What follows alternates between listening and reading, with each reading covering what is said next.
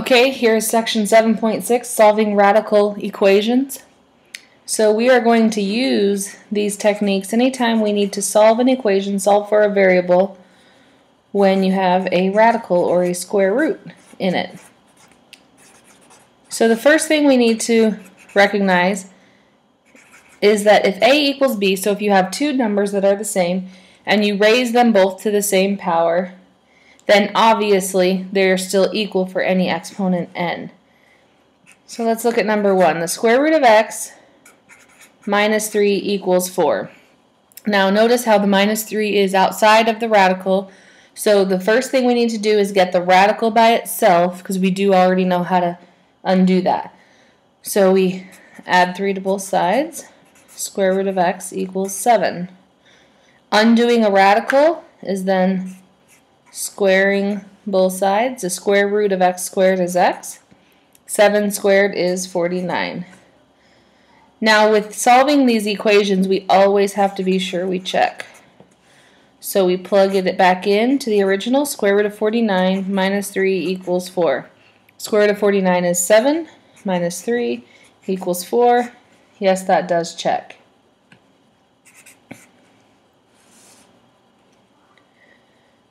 Number 2, square root of x plus 5 equals 3. Go ahead and please take a moment and try that and pause the video. Okay, you should have subtracted 5 from both sides. And when you undo square rooting, we square. X equals negative 2 quantity squared is negative 2 times negative 2, which is 4. Now we need to plug that back in. And we get the square root of 4 plus 5 equals 3. Square root of 4 is 2. Does 2 plus 5 equal 3? And no, that is not true. So this equation has no solution.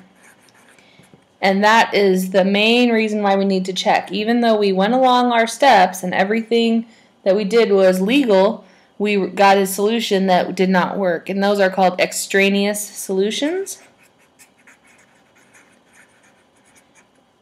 And basically it's just an extra solution that just does not check back into the equation.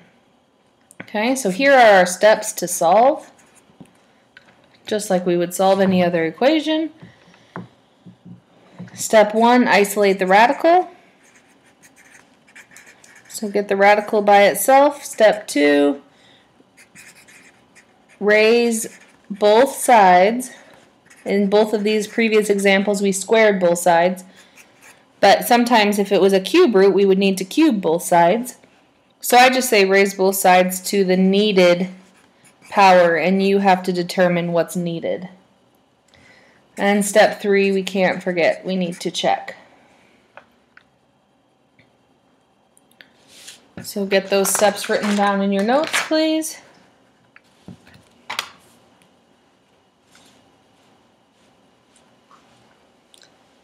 Okay. Number 3, x equals the square root of the quantity x plus 7 plus 5. So, step 1 said isolate the radical. Okay, so we're going to move the 5 over. X minus 5 equals the square root of x plus 7. Step 2 says raise both sides to the needed power. Here we are square rooting, so we need to square both sides. Now, one common mistake is that when you square the left, you get a little crazy and you think that you don't have to FOIL. And this is a binomial squared, so you do need to FOIL. So you get x squared minus 10x plus 25 equals the square root undoes the square, x plus 7. Now anytime you have a quadratic or a squared with an x both in the same equation, you need to move everything to the same side, and then you have some choices. You can graph, you can use the quadratic formula, or you can factor. We have mostly been factoring, so that's what I'm going to at least attempt first, but the equation has to equal 0 before you can do that. So go ahead and take a moment and factor, pause the video, and you should get x times x is x squared Multiples of 18 that add up to negative 11 are negative 9 and negative 2. And using the zero product property, we can set each binomial equal to 0, and we get x equals 9 and 2. Now we must check. So we're going to come up over here. We need to check 9, and we need to check 2 to see if they work. So 9 equals the square root of 9 plus 7 plus 5. Square root of 9 plus 7 is 16. Square root of 16 is 4. Does 5 plus 4 equal 9? Yes, it does. So 9 is a solution. Now let's check 2. And you have to check both. One does not have anything to do with the other one. 2 plus 7 is 9. Square root of 9 is 3 plus 5. Does 3 plus 5 equal 2? No, it does not. So 2 does not work. X equals 9 is your final answer.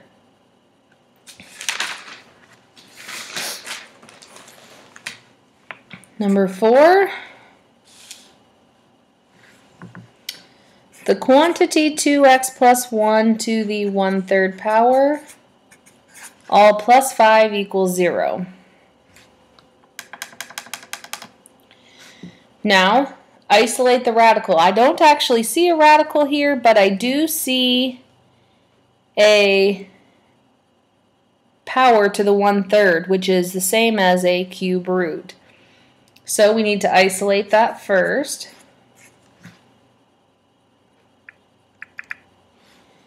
And now to undo the cube root, we must cube it. Or in this case, if we want to undo raising to the 1/3 power, we can raise to the 3rd power. I don't know how well you can see that. But 1/3 times 3 cancels, so you're left with 2x plus 1 here. And negative 5 to the 3rd power is negative times a negative times a negative is a negative 125. Now you have a simple two-step equation to solve. 2x equals negative 126. X equals negative 63. Let's plug it back in to check. Go ahead and do that. Pause the video, please.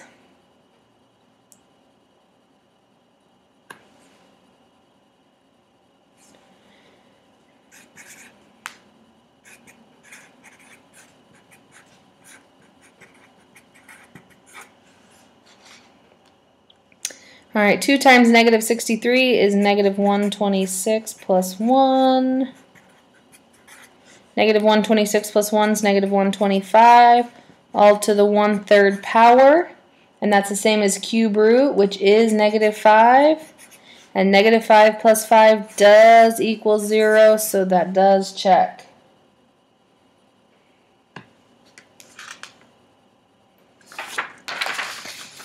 Okay. Number 5, the square root of 2x minus 5 equals 1 plus the square root of x minus 3.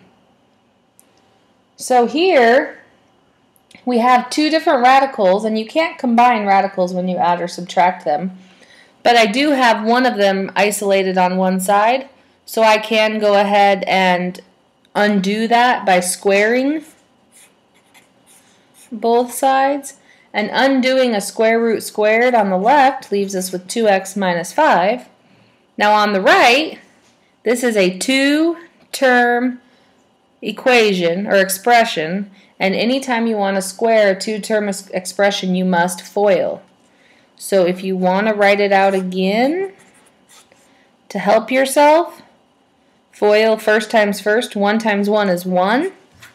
Outside, plus 1 times the square root of x minus 3, which you don't need the 1. Inside, plus 1 times the square root of x minus 3. And last, square root of x minus 3 times square root of x minus 3 is just x minus 3. And now we can simplify. 1 and negative 3 make negative 2. plus x, and this is plus 2 square root of x minus 3 equals 2x minus 5. I'm going to add the 2 and subtract the x in the same step. So I have x minus 3 equals 2 square root of x minus 3. Now at this step, if you need to pause for a moment, go ahead and catch up.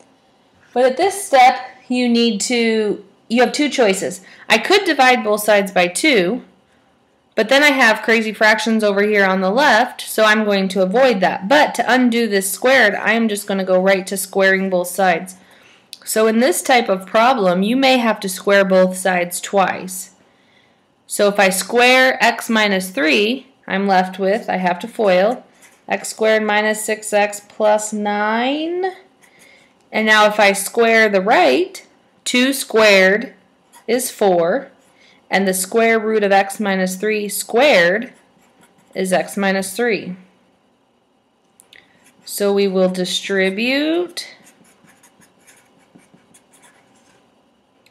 Again, we have quadratic left. Move everything over to one side. And factor.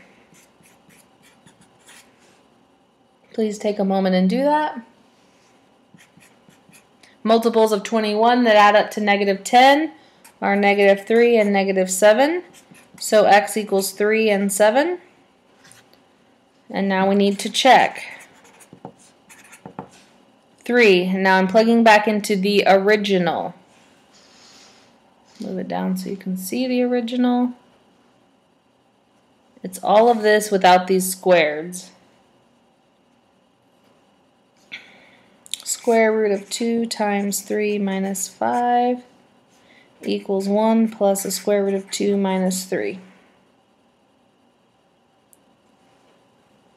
So 6 minus 5 is 1. Square root of 1 is 1.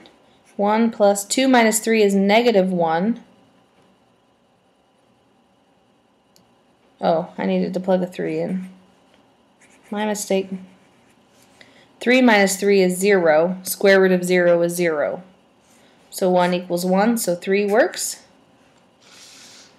Now let's plug 7 in. 2 times 7 minus 5 equals 1 plus square root of 7 minus 3. 14 minus 5 is 9. Square root of 9 is 3. 1 plus 7 minus 3 is 4. And the square root of 4 is 2. 1 plus 2 is 3. So in this case, both solutions worked. And that does happen. Now here's the last one that I want you to try. 2 equals the square root of x plus 5 minus the square root of x minus 7. Now the steps are on page 468 in your book of how to solve when there's two radicals. But again, move one to each side. So I would move this over and then square both sides. That'll get rid of one. Then you'll have to do a little bit of cleanup, and then you'll have to square both sides again. This is the problem I'm going to check when I come around, and there is one more short video after this. So please finish this, work on this problem, at least give it a good attempt, and I will be checking it when I see you next.